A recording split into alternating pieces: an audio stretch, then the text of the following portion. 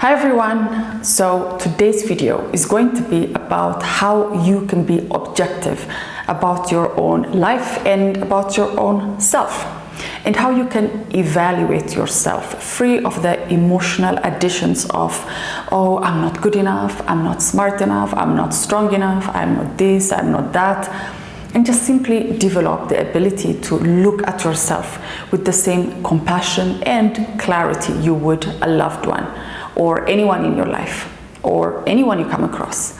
Because it's a lot easier for us to look at other people's weaknesses and strengths at the same time. But when it comes to us, we are mostly focused on our more negative aspects. And although thorough self-reflection is important for your growth as a person, constant self-criticism isn't. And in this video, we will talk about how we can bridge that gap between self-love and self-hate and get you to that middle ground where you can become the master of self-reflection and self-assurance. But before we do that, if you're not already subscribed to my channel, here on this channel, I talk about how you can find your passion and go after it at any age, how you can find balance even at the most difficult times in your life, and how you can be happy with the things and the people you already have surrounding you. So if you're interested, make sure to click the subscribe button and the notification bell so you don't miss any of my videos. Also, give this video a big thumbs up to spread the message.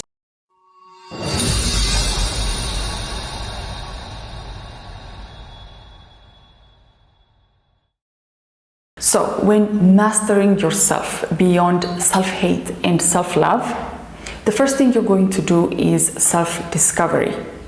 All your past, present, and future self. Because with this, you'll be able to figure out why you are the way you are and why things are the way they are in your life. And also come up with a plan of who you truly are. Because in this process, you'll be able to figure out your true passions in life once you are past that judgment, where you'll be able to look at yourself as this pure potential that you are, instead of this person that's already flopped too many times and is irredeemable. You're going to stop, constantly criticizing and demonizing yourself for your past mistakes and failures, for all these things that you haven't been able to achieve. And instead, you're just going to start fresh by looking at the untapped potential within you that is buried under all these false thoughts and beliefs you have.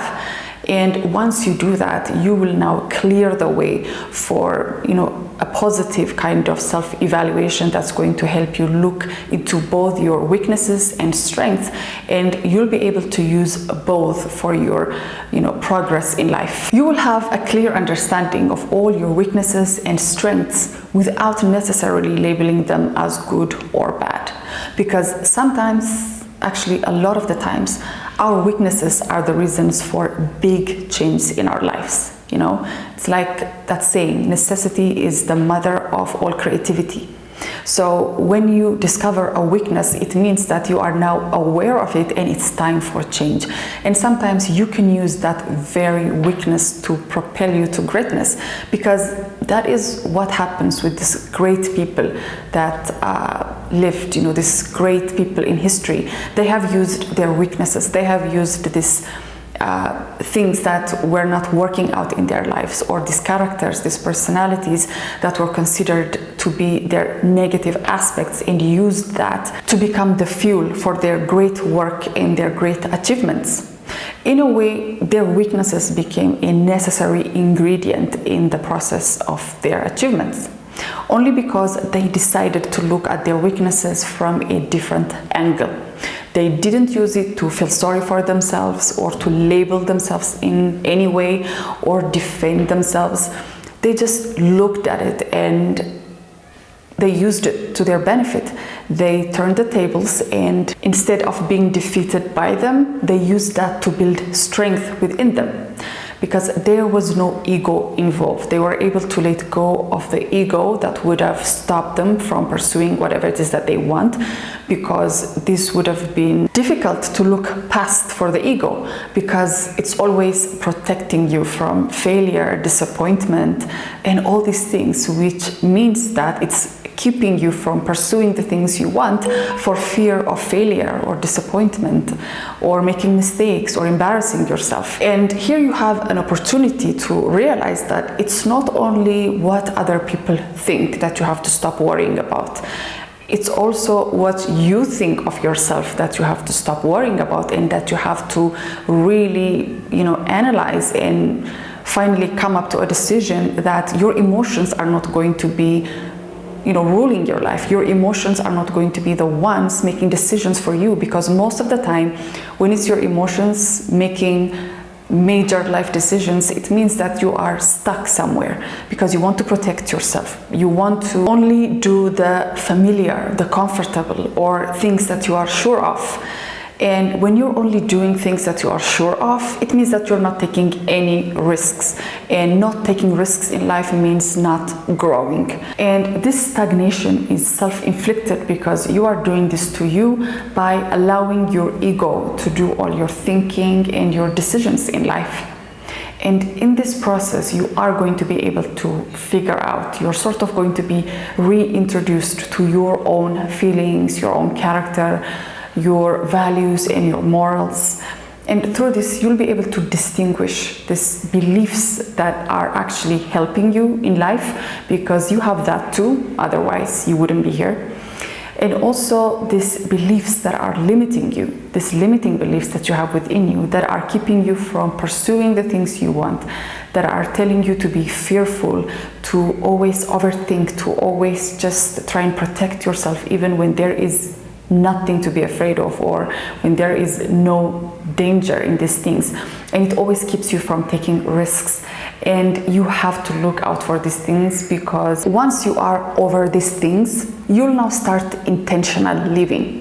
One that is not, rushed with anxiety and insecurity, but rather one that is filled with hope and self-assurance. You'll be able to avoid all the extremes, and there will be a balance. There is no need for excessive self-criticism, and you will find it easier to just forgive yourself and move on, but at the same time, be vigilant not to repeat the same mistakes in the same cycle that have caused you a lot of problems and that have caused you a lot of pain and suffering, before. The other thing is to obviously stop comparing yourself with the outside world. Stop comparing yourself with other people. Any inferiority or superiority is the result of ignorance about the self and others. Any excessive judgment or praise is the result of this ignorance. You're not being aware that within each and every one of us resides, the spark of God. And it's only because some of us are not aware of this, and we act in such a way that is so destructive to us and everything around us. We are not aware that we are capable of transforming ourselves and transforming the world beyond our wildest dreams. So because of this, we keep doing and repeating the same cycle of destructive thoughts, actions, and we have these destructive beliefs going in our minds. It may not always be that it's our fault and that we haven't tried. It may be that we have had this programming going on since we were a child. We were not lucky enough to come across people who would tell us otherwise, so we became destructive to everything. And here we are presented with an opportunity to realize and act accordingly, according to our true nature. And our true nature is that we have that spark within us that is able to change anything, that is able to achieve anything, that is able to, affect positive change in anything we do. And we have to realize that we have to be the ones to do that. We have to look beyond our weaknesses, our strengths. We have to stop competing and comparing and start to live in our own power, in our own true nature. And in that truth, there is no ego, there is no competition, there is no comparison. There is only living in your true nature and in your power. And that is such a powerful state to be in. Now you're not focused on all these standards of the outside world, because you realize that they're only made up stuff, and that you're able to change anything about yourself or about your life at any moment, because you have that power within you. You are not limited by these standards. You're not limited by everything that you have believed up to this point, because now you're getting rid of them as you realize that you have the power and the potential to do so. You're not afraid to make mistakes and fail, but at the same time, you're not afraid to shine. You're not afraid to be seen. And this is only because you realize that you can transcend the ego, you can transcend these feelings within you and these emotions that are making you feel a certain way and leading you to decisions, to destructive actions that are going to keep you stuck in one place. You are now free to do whatever it is that you want, and you're not afraid of what the outside world thinks of you or what you yourself think of yourself, because you have transcended these things and now moved to a higher state of consciousness and to a state of taking actions without your emotions being involved, because now you're not allowing your feelings to interfere with the process. You are just being strong enough to overcome whatever is happening within you and take action.